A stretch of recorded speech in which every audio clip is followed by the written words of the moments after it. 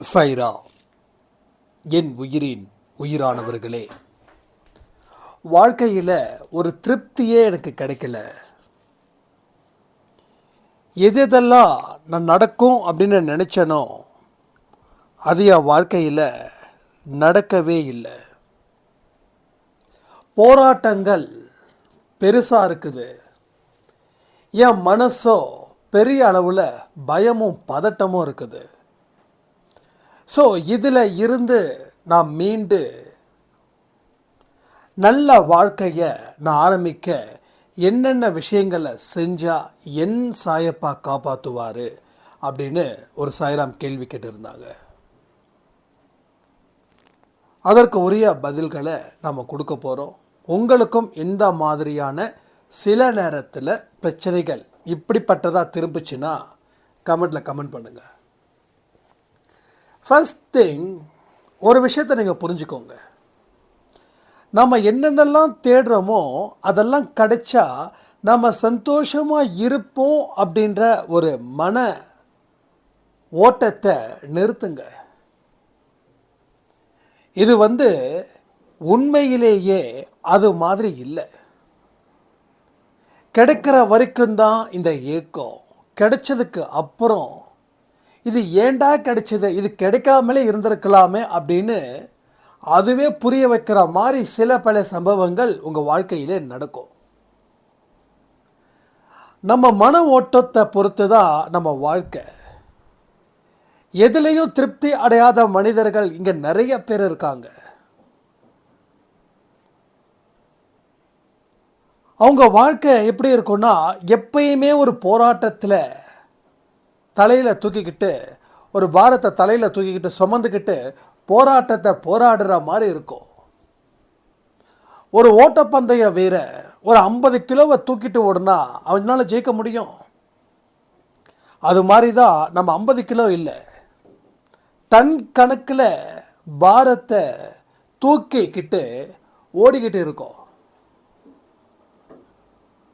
ஏன்னா பெரிய எதிர்பார்ப்பு காத்துக்கிட்டு இருக்கிற மாதிரியும் அது இருந்துச்சுன்னா தான் நான் வாழ்க்கையில் வாழ முடியும், அது இருந்தால் தான் என் வாழ்க்கை செழிக்கும், அது இருந்தால் தான் என்னை மதிப்பாங்க, அது இருந்தால் தான் எனக்கு பெருமை அப்படின்னு நாம் என்ன பண்ணுறோம், இருக்கிற அத்தனை வாய்ப்புகளையும் கவனிக்காமல் நம்ம கவனத்தை வேற பக்கம் திருப்பி வாழ்க்கையில் ஓடிக்கிட்டே இருக்கோம். இது மூலமாக அலைச்சல் இங்கே அதிகரிக்குது. இன்றைக்கி எல்லா மனுஷங்களும் உழைக்கிறாங்க. உழைக்கிறவங்கெல்லாம் ஜெயிக்கிறது இல்லை. ஒரு 100 பேர் உழைக்கிறாங்க அப்படின்னா ஒரு 25 பேர் தான் செட்டில் ஆகுறாங்க. மீதி 75 பேர் செட்டில் ஆகலை. இந்த 25 பேர் ஏன் செட்டில் ஆனாங்க, 75 பேர் ஏன் செட்டில் ஆகலை?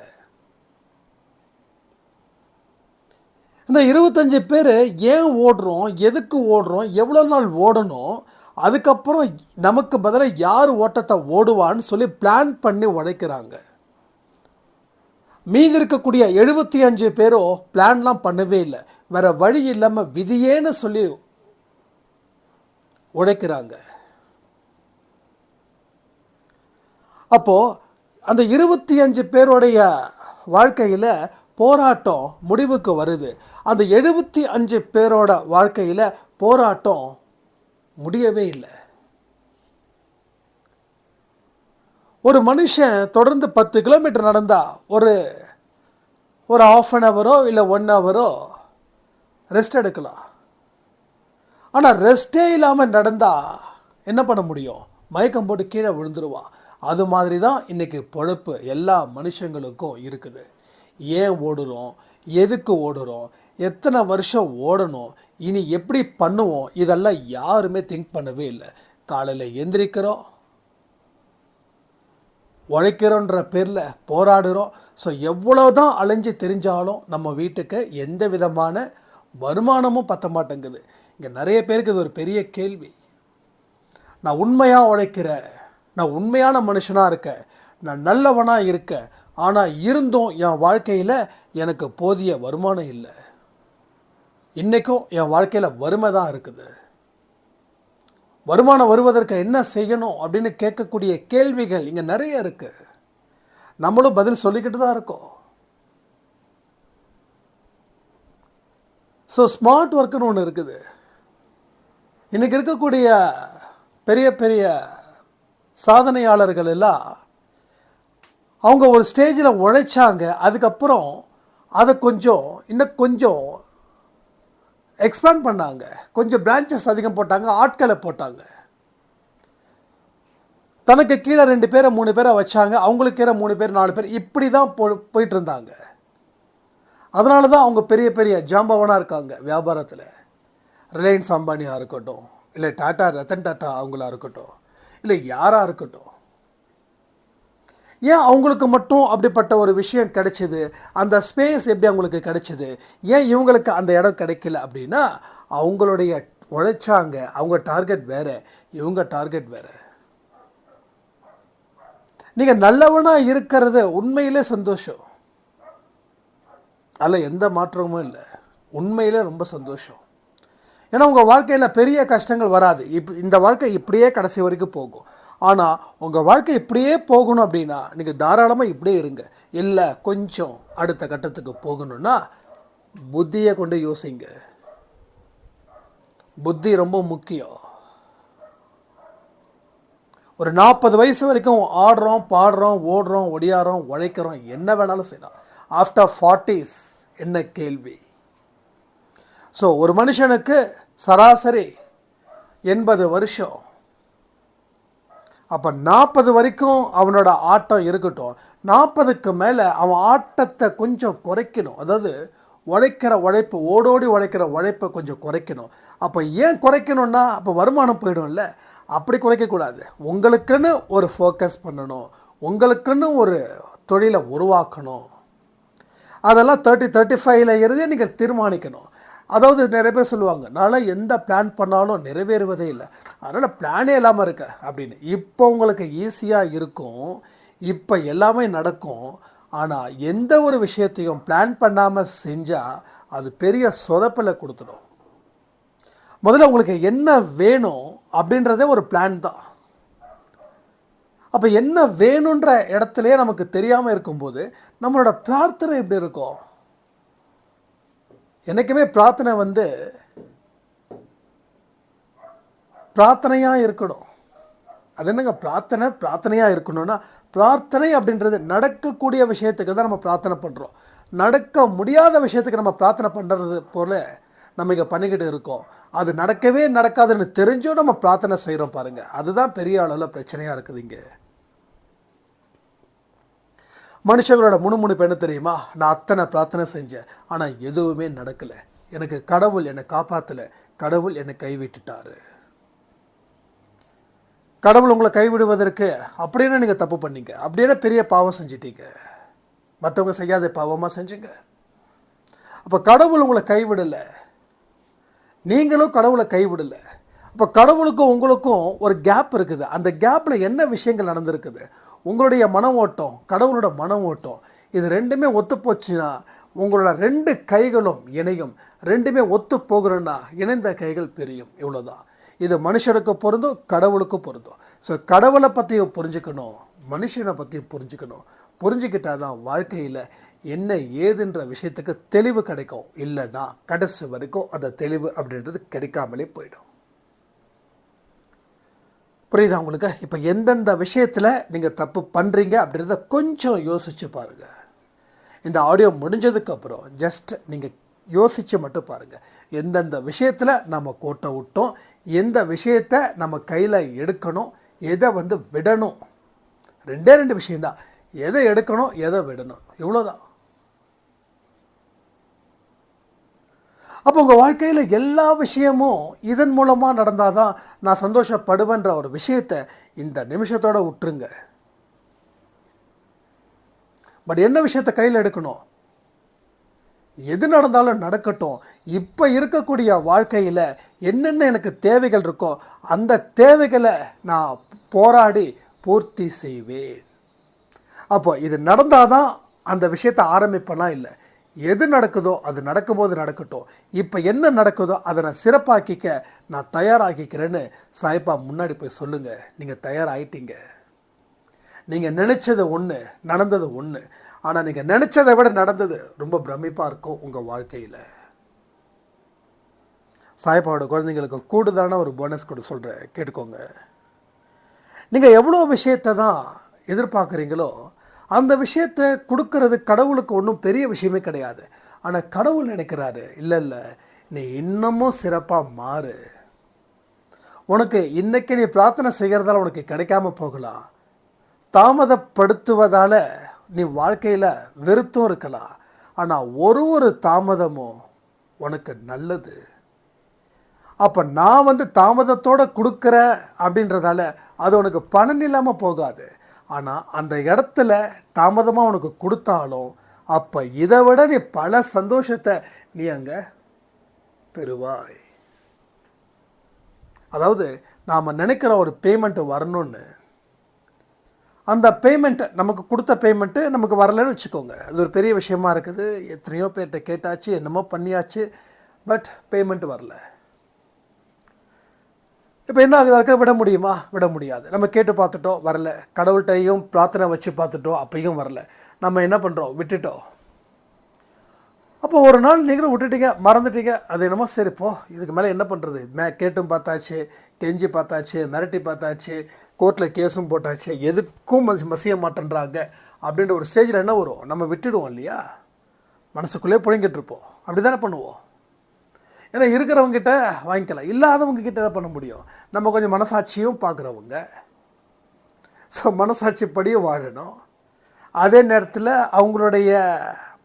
நம்மளுடைய பணமும் அவங்கக்கிட்டேருந்து வரணும். இதெல்லாம் எல்லா விஷயத்துக்கும் எல்லாத்துக்கும் நான் பேசுகிறேன். ஏன்னா இது மாதிரியும் நிறைய சாய்ராம் கேள்விகள் இருக்குது. கொடுத்த பணம் எனக்கு வரல. இப்போது நீங்கள் அந்த பணம் உங்களுக்கு நிச்சயமாக ஏதோ ஒரு ரூபத்தில் என்றைக்காவது ஒரு நாள் நிச்சயமாக வரும். நான் வராதுன்னு சொல்லவே மாட்டேன். 100% உங்களை தேடி வரும். இன்றைக்கி இருக்கக்கூடிய தேவையோட பின்னாட்கள் இருக்கக்கூடிய தேவை இதை விட 10 மடங்கு இருக்கலாம். அதுக்காக கூட சாய்ப்பா இதை நிறுத்தி வைக்கலாம். அப்போது உங்களுக்கு அந்த நேரத்தில் வரும்போது நல்ல வேலை இந்த நேரத்தில் இது வந்ததேன்னு சொல்லி நீங்கள் கடவுளுக்கு நன்றிகள் கூட செலுத்தலாமே. இங்கே மனுஷன் என்ன ஒரு பிரச்சனை அப்படின்னா, அவன் நினச்சது நடக்கலைன்னா அப்படியே மனசு நம்பிக்கை இழந்து வாடுறான். முகத்தில் சிரிப்பு இல்லை. உயிரோடு இருக்கிறானா என்னன்னு ஆட்டி பார்த்தா தான் தெரியுது. என்னப்பா கூப்பிட்டியான்னு கேட்குறான். ஸோ மனசை என்றைக்கும் டல்லாக விடாதீங்க, சோர்வடைய விடாதீங்க. அது ஒன்று தான் நம்ம வாழ்க்கையில் ஜெயிக்கிறது, இது மனசு. ஸோ மனசில் அந்த வெறின்னா நம்மளால் முடியுன்ற வெறி, அந்த ஒரு விஷயத்தை மட்டும்தான் நாம் என்றைக்கும் அந்த நெருப்பு மாதிரி அது எரிஞ்சுக்கிட்டே இருக்கணும். அது என்றைக்கு புகையாகுதோ அதை விட்டுறக்கூடாது. ஏன்னா புகையானா அணைஞ்சு போயிடும். அப்போ புகையாக இருக்கும்போது மறுபடியும் என்ன பண்ணணும்? அதை ஊதி அந்த நெருப்பை எரிய வைக்கணும். அப்போது வாழ்க்கையில் கடைசி வரைக்கும் அந்த நம்பிக்கைன்ற தீ உங்கள் மனசில் எரியணும். எரிஞ்சாதான் அந்த மனசுக்கு வெளிச்சத்தை கொடுக்கும். இல்லைன்னா அந்த மனசுக்கு இருட்டை மட்டும்தானே கொடுக்கும். ஸோ நல்ல விஷயத்தை நல்லபடியாக புரிஞ்சுக்கிட்டால் அதன் மூலமாக நம்ம பலவிதமான வாழ்க்கையில் வெற்றிகள் பெறலாம். நம்ம தோளில் மாலைகளாக நிச்சயமாக விழும். அதற்கு நீங்கள் தயாராக இருந்தால் சாயப்பாவும் தயாராக இருக்காருன்றதை நீங்கள் புரிஞ்சுக்கோங்க. ஸோ பல நாள் பல வருஷம் நம்ம இந்த மாதிரியான சிக்கல்களை நம்ம கடந்து வந்திருக்கோம். பட் எந்த ஒரு சிக்கல்களும் அவிழ்க்கப்படவே இல்லை நம்ம வாழ்க்கையில். நீங்கள் யோசிச்சு பாருங்கள், உங்கள் வாழ்க்கையில் எந்த விதமான பிரச்சனைகளை தீர்த்து நீங்கள் வந்தீங்களா, இல்லை அந்த பிரச்சனையை வச்சுக்கிட்டே உங்கள் வாழ்க்கையில் வாழ்ந்துக்கிட்டு இருக்கீங்களா? ப்ராப்ளத்தை தீர்க்கிற அளவுக்கு நீங்கள் அந்த நேரத்தை ஒதுக்கலை. இதுதான் உண்மை. அப்போ கடவுள்கிட்ட என்ன பிரார்த்தனை செஞ்சீங்க? நீங்கள் செஞ்ச பிரார்த்தனைகள் அத்தனையும் வானத்தில் இருந்து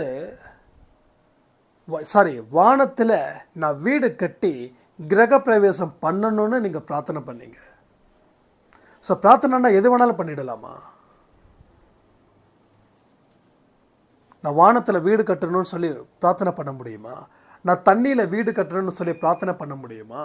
நான் 10 அடுக்கு மாடியிலேருந்து கீழே குதிச்சா என் கை கால்கள் உடையக்கூடாதுன்னு சொல்லி பிரார்த்தனை பண்ண முடியுமா? நான் 100 நாள் சாப்பிடாமல் இருக்க போகிறேன், நான் சாகக்கூடாதுன்னு சொல்லி பிரார்த்தனை பண்ண முடியுமா?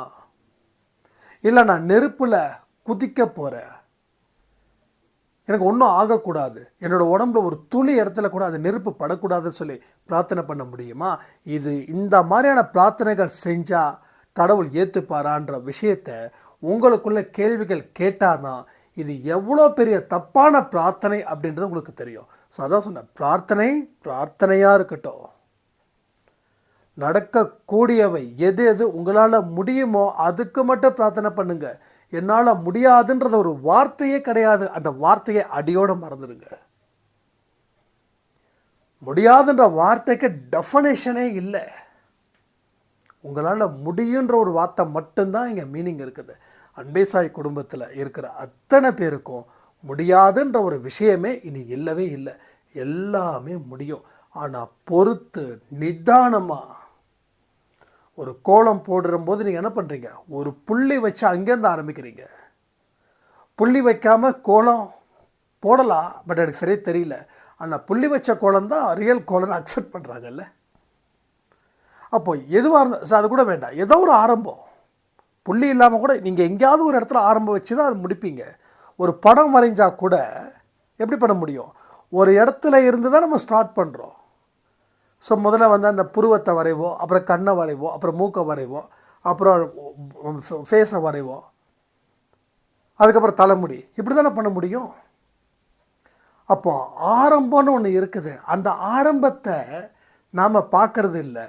ஆனால் நாம் என்ன பண்ணுறோம்? முடிவை பார்க்குறோம். கோலம் போடணும் அப்படின்னா புள்ளி வச்சு தான், அந்த புள்ளியிலேருந்து தான் ஆரம்பமாகுது. அதெல்லாம் இல்லை, நீ எடுத்தவொடனே கோலம் போட்டுரு. இது எப்படி முடியாதோ அதே மாதிரி தான் அவரை போய் நீங்கள் எல்லாம் போய் டார்ச்சர் பண்ணுறீங்க. சாய்பாவை போயிட்டு எனக்கு இதை கொடு, எனக்கு அதை கொடு. நீங்கள் கேட்டதெல்லாம் கொடுத்துக்கிட்டே இருந்தாருன்னா நீங்கள் தாராளமாக கேட்கலாம். நீங்கள் கேட்குறீங்க, அவர் கொடுக்குறாரா? அவர் கொடுக்குறாருன்னா எத்தனை பேருக்கு கொடுக்குறாரு, எத்தனை பேருக்கு கொடுக்கல? ஓப்பனாக பேசுங்க, தப்பே இல்லை. அப்போ அவர் வந்து கேட்குறது, அவர் கொடுக்குறாரு. ஆனால் அவர் கொடுக்குற மாதிரி நம்ம கேட்கணும் தானே. இப்போ ஃபார் எக்ஸாம்பிள் என்கிட்ட வந்து நீங்கள் வந்து ஒரு காசு கேட்குறீங்கன்னு வச்சுக்கோங்க, ஒரு 10,000 ரூபாய் கேட்குறீங்க, நான் கொடுக்குறேன். நீங்கள் ஒரு 10 லட்ச ரூபாய் கேட்டால் என்னால் கொடுக்க முடியுமா? 10 கோடி கேட்டால் கொடுக்க முடியுமா? 100 கோடி கேட்டால் கொடுக்க முடியுமா? அப்போ என்கிட்ட என்ன இருக்கோ அதுக்கு தகுந்த மாதிரி நீங்கள் கேட்டிங்கன்னா நான் உங்களுக்கு கொடுக்கலாம். என்கிட்ட எனக்கே முடியாத ஒரு விஷயத்தை நீங்கள் கேட்டிங்கன்னா அது எப்படி கொடுக்க முடியும்? அப்போ நீங்கள் கேட்குற அளவில் இருந்தால், நான் கொடுக்குற அளவில் இருந்தால் நீங்கள் கேட்கலாம். அப்போ சாயப்பாவுக்கு அவர் கொடுக்குற அளவில் தான் இருக்கார். ஆனால் நிபந்தனைக்கு உட்பட்டதுன்னு ஒரு வார்த்தை இருக்குது.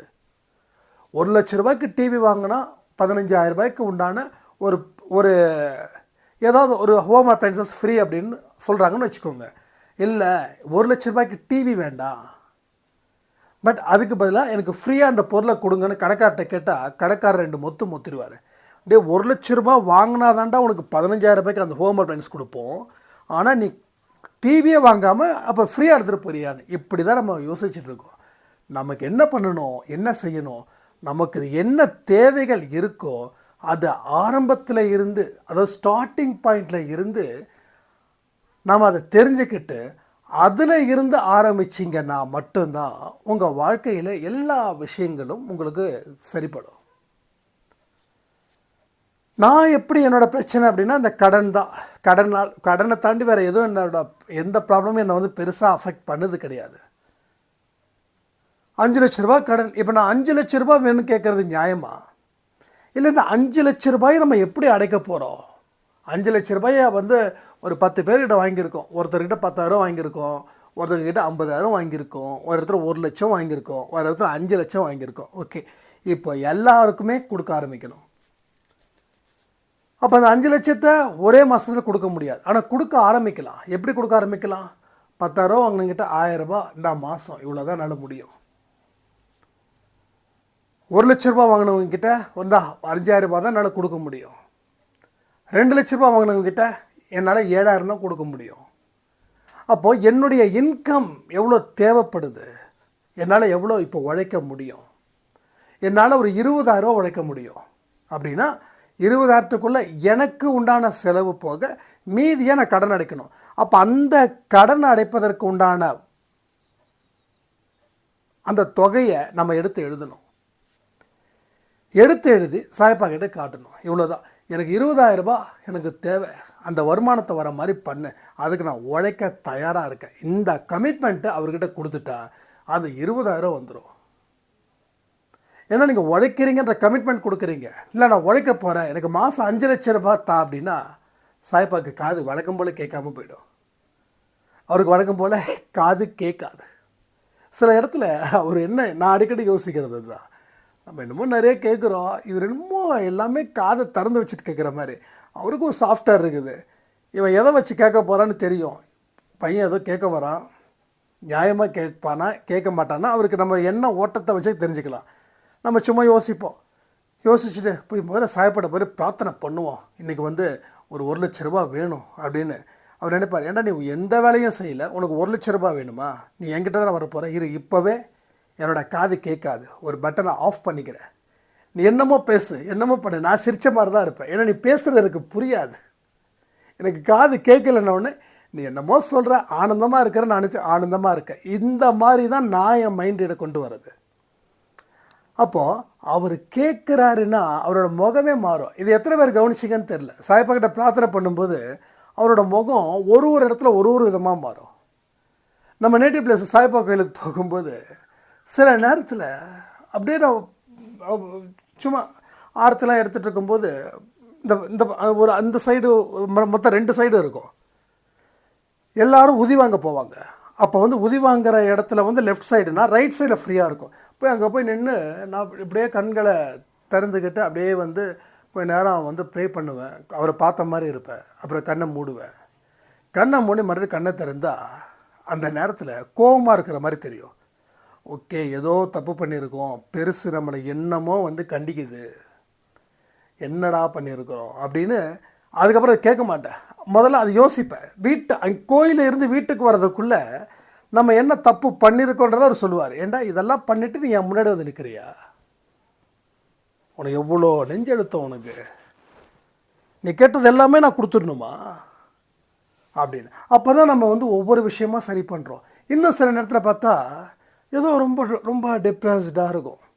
இப்போ இல்லை, இப்போல்லாம் எதுவுமே இல்லை, இப்போ எல்லாமே கிளியரு. சாய்பா புண்ணியத்துலேயும் உங்களுடைய அன்பினாலையும் எனக்கு எந்த விதமான மனக்குழப்பமும் கஷ்டமும் துன்பங்களும் இல்லவே இல்லை. நீங்கள் நம்புங்க, இது சத்தியமான உண்மை. பட் வந்து நான் அப்போ சொல்கிறது யூடியூப்லாம் ஆரம்பிக்கிறதுக்கெல்லாம் முன்னாடி அப்போ வந்து ரொம்ப மனசு ரொம்ப கஷ்டமாக இருக்கும், ரொம்ப ஒரு மாதிரி ஃபீலாக இருக்கும். அப்போ வந்து பார்த்தா சாய்பாகிட்ட போய் நிற்பேன், கண்களை மூடி பிரார்த்தனை பண்ணுவேன். கண்ணை திறக்கும்போது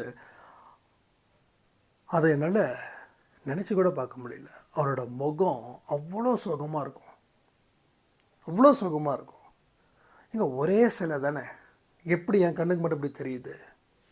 அவர் எல்லாருக்கும் யார் யாரெல்லாம் அவரை தீவிரமாக நம்புகிறாங்களோ அவருக்கு முகபாவனைகளை வச்சு வழிகளை சொல்கிறாருன்றது எனக்கு அப்போ தான் புரிஞ்சுது.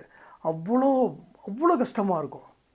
என்னடா பண்ணுறது, சரியாயிடும், நீ கவலைப்படாத, நான் உன்னை விட்டுட்டு போயிடுவேன்னா என்ன, நான் உன்னை விட்டுட்டு போக மாட்டேன்டா, நம்புடா, நான் இருக்கேன்டா, எல்லாமே சரியாயிடும் அப்படின்னு.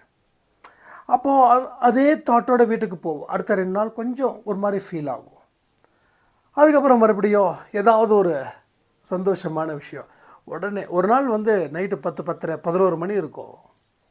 நேட்டிவ் பிளேஸில் இருக்கும்போது சொல்கிறேன், ஒரு 11, 11:30 இருக்கும்.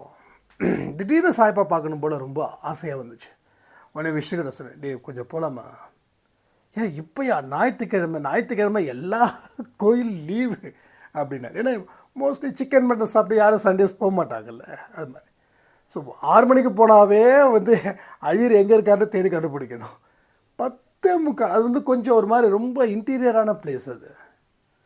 இல்லை எனக்கு போகலாம் அப்படின்னு சொல்லிட்டு பைக் எடுத்துகிட்டு போகிறோம். அந்த இடம் இப்போ நினச்சா கூட அந்த கண்களில் அப்படியே ஒரு ஒரு ஒரு விதமான ஒரு பூரிப்பு. கிட்டத்தட்ட அந்த இடமே ஃபுல்லு இருட்டு. அந்த கோயிலுக்கு வெளியில் அந்த விக்கிரகம் இருக்கும் பாருங்கள், அந்த விக்கிரகத்தில் அந்த இடத்துல மட்டும் ஒரு இடம் லைட்டு, உள்ளுக்குள்ளே ஒரு லைட்டு. அந்த இடத்த பார்த்த உடனே என்னமோ உடம்பெல்லாம் புல்லரிச்ச மாதிரி அப்படியே பேனு நின்ட்டேன் நான். ஒரு நிமிஷம் 2 நிமிஷம். ஏன்னா எனக்கு அவ்வளோ சந்தோஷமான விஷயம் லைஃப்பில் நடந்துச்சு. அப்போ வந்து என்னால் நான் எதுக்கு போகிறேன்னே தெரில. அப்படியே வந்து நின்றுட்டு விஷ்ணுவும் ரொம்ப ஷாக் ஆகிட்டார். அதுக்கப்புறம் அப்படியே வந்துட்டு அன்றைக்கி நைட்டு தூங்கிட்டு அடுத்த நாள் காலையில் தான் நேற்று நைட்டு என்ன நடந்ததுன்னு யோசித்து அப்புறம் தான் அப்பா அது ஒரு பார்க்க இதுவரைக்கும் அந்த மாதிரியான ஒரு காட்சியை நான் வந்து சாயப்பாக்கிட்டே பார்த்ததே கிடையாது. அவர் தன்னுடைய குழந்தைங்க மேலே உயிரே வச்சுருக்காரு. தான் குழந்தைங்களுக்கு ஏதாவது ஒன்று ஆயிடுச்சு அப்படின்னா அவரால் அந்த கஷ்டத்தை தாங்க முடியல. அதுக்கப்புறம் தான் நான் ஒரு விஷயத்தை யோசித்தேன், இனிமேல் இவரை நம்ம தொல்லை பண்ணவே கூடாது. நம்ம கஷ்டப்படுறது அவருக்கு தெரிஞ்சதுன்னா அவர் மனசு ரொம்ப துடிக்குது. இது எல்லாமே நீங்கள் கண்டிப்பாக டெஃபினட்டாக ஃபீல் பண்ணுவீங்க. நான் அடித்து சொல்கிறேன், நிச்சயமாக ஃபீல் பண்ணுவீங்க. ஃபீல் பண்ணியும் இருக்கலாம், ஃபீல் பண்ணவும் செய்வீங்க. ஸோ எல்லாமே நான் சொல்லக்கூடியது 100% என்னால் வெளிப்படுத்த முடியாது அந்த எமோஷ்னலை. நான் சொன்னது எல்லாம் 10 to 20% தான். இதில் நீங்கள் எந்த அளவுக்கு புரிஞ்சுக்கிறீங்கன்னு எனக்கு தெரியல. ஆனால் இதனுடைய ஃபீல், இதனோட தாக்கம் உங்களுக்கு நிச்சயமாக இருந்துச்சுன்னா இதை நீங்கள் சரியான விதத்தில் ஹேண்டில் பண்ணுவீங்க. இப்போது எந்த கவலையும் இல்லை, எந்த கஷ்டமும் இல்லை. என்ன பெரிய பெரிய புடலங்க கஷ்டம், என்ன பெரிய கவலை? கவலைக்கே நம்ம கவலை கொடுக்கலாம். அந்த மாதிரியான வாழ்க்கையை தான் நம்ம வாழ்ந்துக்கிட்டு இருக்கோம், வாழ போகிறோம், சாதிப்போம். ஸோ எல்லாருமே ஒரு விஷயத்தை புலம்புறதை ஃபஸ்ட்டு நிறுத்துங்க. இது நடந்தால் தான் என் வாழ்க்கையை வாழ முடியும் அப்படின்ற ஒரு மோசமான எண்ணத்தை இதை விட இந்த நிமிஷத்தோடு நிறுத்திடுங்க. ஸோ எல்லாமே அழகாக சூப்பராக செம்மையாக வாழலாம். அடித்து சொல்கிறேன், சாய்ப்பா வந்து உங்களுக்கு கூடவே இருக்கார். அவரை உணர வேண்டிய காலத்தில் நீங்கள் உணரும்போது உங்களுக்கு தேவையான அத்தனை விஷயங்களும் நடக்குன்னு சொல்லி இந்த ஆடியோவை நான் முடிக்கிறேன். ஜெய் சாய்ராம்.